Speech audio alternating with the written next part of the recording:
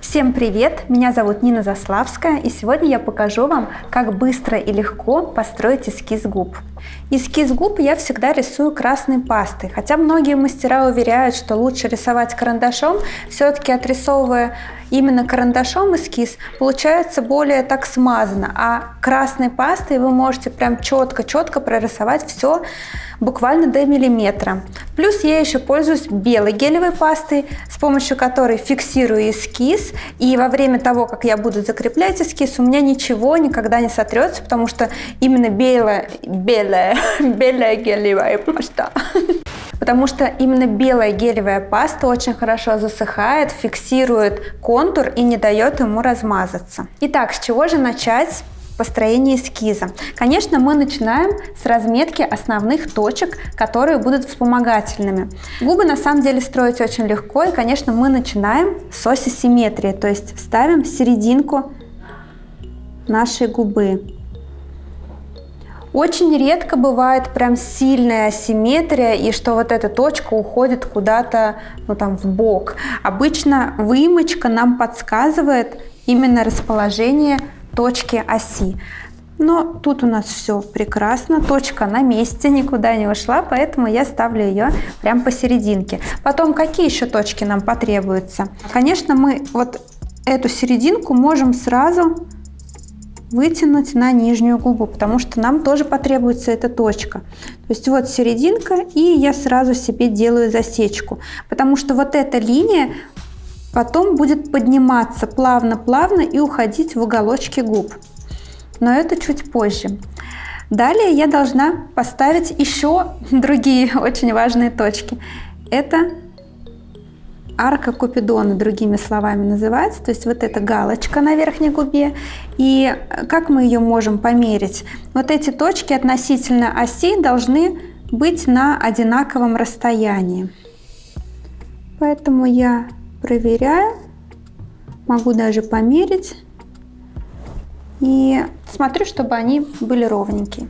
Потом еще я сразу себе могу проставить точки конца моего перманента. То есть где перманент должен уходить на нет, чтобы не было такого клоунского рта, не было вот такой обводки, и таким образом смотрится очень некрасиво. Либо же другой вариант, чтобы ваш перманент не закончился раньше, чем настоящая губа вашей клиентки.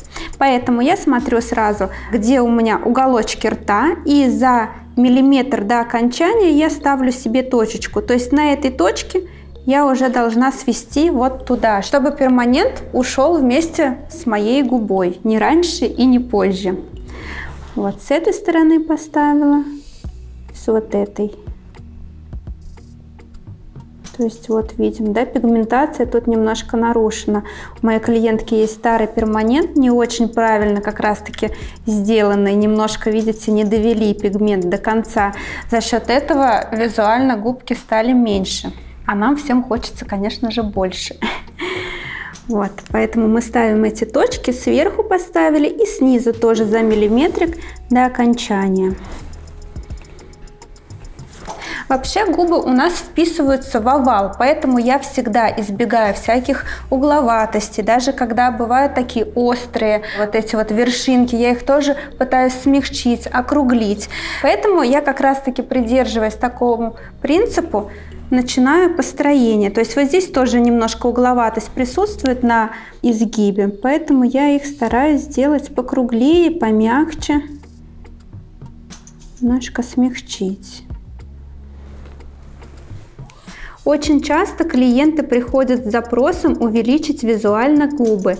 И мы знаем вот это золотое правило, что нельзя выходить за контур своих губ, потому что все-таки по структуре кожа разная, что у нас кожа лица, да, с порами, во-первых, и по структуре другая отличается от слизистой губ, во-вторых, по цвету тоже. Губы у нас розовой тональности, здесь уже посветлее идет бежевый тон кожи. Поэтому, укладывая пигмент на губы и на кожу лица, по заживлению получается какая-то разница. То есть получается видна как раз вот эта полосочка, где мы выходим за контур. Поэтому, конечно, лучше не выходить за контур своих губ. Сильно, опять же, не выходить. Но бывает такое, что у клиентки свой контур более размытый. То есть он как бы заканчивается непонятно где и так размывается, плавно переходит в кожу.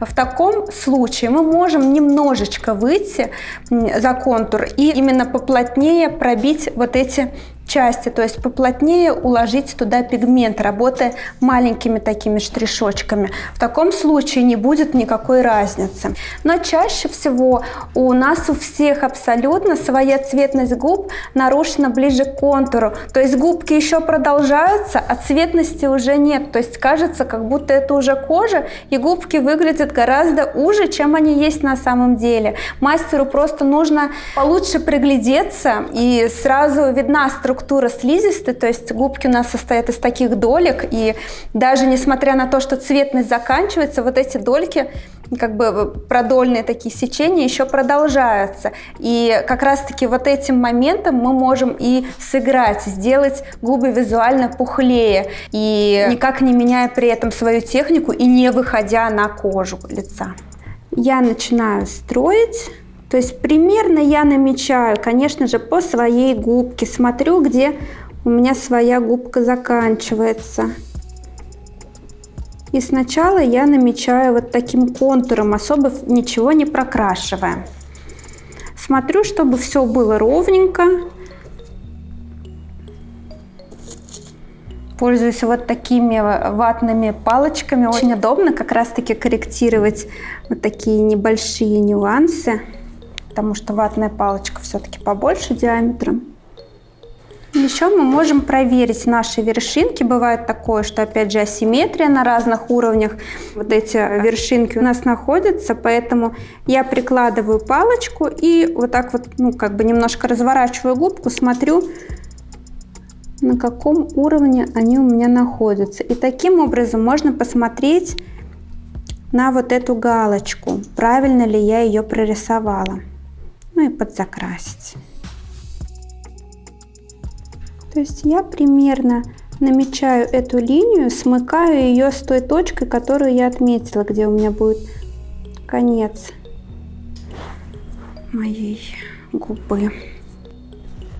Причем, прорисовывая эскиз, я губы вот так вот не растягиваю, особенно если это возрастная какая-то дама, там больше складочек, и ни в коем случае мы даже при отрисовке эскиза не должны натягивать, чтобы не потерять и не деформировать нашу форму. Конечно же, в дальнейшем, когда мы будем закреплять, тоже не натягиваем, потому что форма очень сильно деформируется. Прорисовывая, я могу просто вот так придерживать, чтобы мне было удобнее. Хотя даже не придерживая, тоже очень комфортно рисовать. Я вот таким образом проштриховываю немножко от контура, потому что, конечно же, мы так не оставим просто линию, как у бабульки.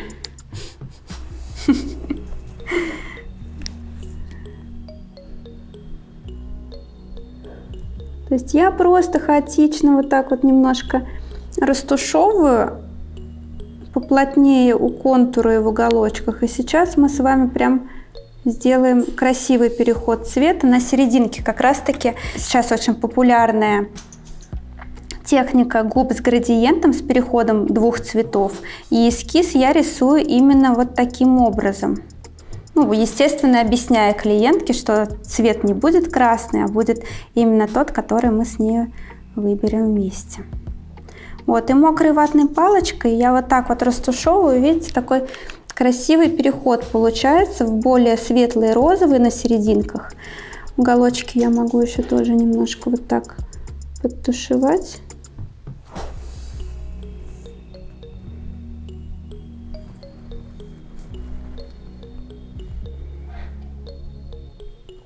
Ну и еще раз проверяю, чтобы все было ровненько.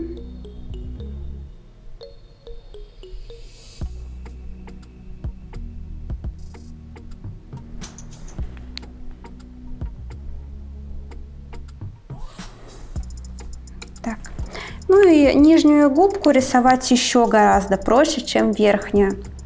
И я уже наметила себе вот эту линию, после которой у меня, ну вот где-то сантиметр, да, вот здесь она у меня прямо расположена. После этого я ее потихонечку начинаю поднимать, как бы закруглять к своим уголочкам, к тем точкам, которые я уже отметила.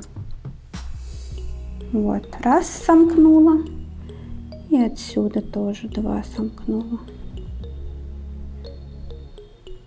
Вот сначала смотрю, конечно, в общем всю картину, стараемся отходить немножечко подальше, оценивать всю ситуацию, потому что бывает глаз замыливается, когда мы прям близко-близко рисуем. И потом уже заштриховываем. Точно так же в уголочках. Большее внимание при штриховке я уделяю уголочкам и по контуру. Мне достаточно вот этих моментов. После этого я мокрой ватной палочкой беру прям вот так и размазываю по губкам. То есть и понежнее получается, и градиент виден, и не так пугающе это выглядит, как просто красный. Но на самом-то деле именно красным советую вам рисовать эскиз, потому что на контрасте очень хорошо все видно. Видны любые огрехи и неточности, неровности в вашем эскизе. После того, как я отрисовала эскиз, мне нужно зафиксировать, чтобы он у меня как бы запечатался, чтобы когда я начала фиксацию уже машинкой, а я буду все-таки проходиться сначала там верхнюю губу, потом нижнюю, ну либо наоборот. И мне нужно, чтобы я рукой не свезла свой эскиз. Для этого я использую белую гелевую пасту. И раньше, кстати, я пользовалась белым карандашом, но он не столь хорошо фиксирует, как белая гелевая паста. И я вот так прям вплотную обвожу. И у меня на контрасте становится еще ярче и четче. В процессе фиксации белой пастой можно случайно заехать на свой красный эскиз. После того, как я уже растушую белой пастой, я немножко подправлю еще красной гелькой свой эскиз, то есть доведу его прям до идеала. Можно вот так немножко выйти, хаотично растушевать. Сейчас мы тоже ватной палочкой немножко смягчим эти края, чтобы четкости такой не было.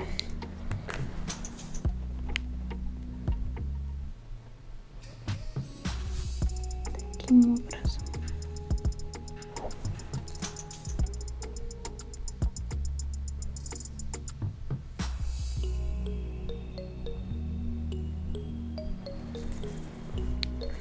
Ну и подправить хочется губку. Кстати, вот так ватной палочкой можете ее немного приподнять, чтобы именно вот добраться до этого места. Особенно у тех клиенток, у кого сильно вот так подгибается нижняя губа, бывает. Так, палочкой мы ее разворачиваем немножко. И переходим к верхней, то же самое. Можем немножко вот так опустить, чтобы удобнее было прорисовать арочку. Кстати, если вы рисуете белой пастой, то советую вам сразу ее растушевывать, потому что, как я уже сказала, она прям очень хорошо фиксирует эскиз, она подсыхает, и ее потом вообще очень тяжело растушевать. Вот как, собственно, сейчас я заболталась с вами и не растушевала. Просто помягче как-то это все смотрится, когда растушеванная нечеткая линия, вот как здесь, да, в отличие от этого краешка. Ну и остается немножко довести до идеала уже красный наш эскиз. Все, мы отрисовали эскиз, вот так у нас получилось. И также я в конце частенько фиксирую свой эскиз, чтобы уж прям наверняка ничего не стерлось и очень хорошо зафиксировалось. Для этого мне потребуется там обычная детская присыпка, либо же пудра для фиксации макияжа. Вот у меня сейчас пудра матирующая, я беру ватный диск, немножечко Но вообще детская присыпка подойдет даже еще лучше, и вы сможете ее выдавить на ватный диск и немножечко припудрить.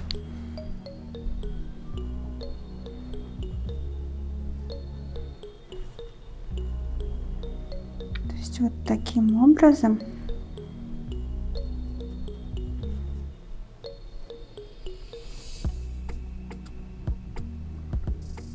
И немножечко цвет приглушается, смотрится приятнее все-таки нашему глазу, не так пугает клиентку. Ну и самое главное, конечно, это фиксирующие свойства. Ну все, готово. Надеюсь, вам был полезен мой мастер-класс, и свои знания вы будете применять в своей работе. Желаю вам прекрасных и шикарных по красоте эскизов губ. Пишите в комментариях, какие темы вам интересны для дальнейшего рассмотрения. До скорых встреч. Пока-пока.